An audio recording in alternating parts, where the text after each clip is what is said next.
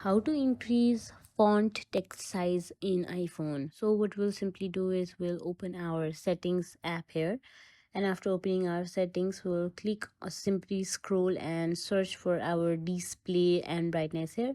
When click on it, and we will be able to see the option of text size, so we can simply click on the text size option, and here we can simply reduce it and even increase it.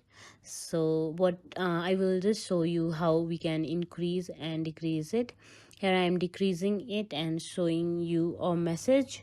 So you can just wait for a while, and here I am simply uh, increasing it, and here you can see my text size are very like huge, and here I am simply making it the smallest, and here you can see the text size is very small.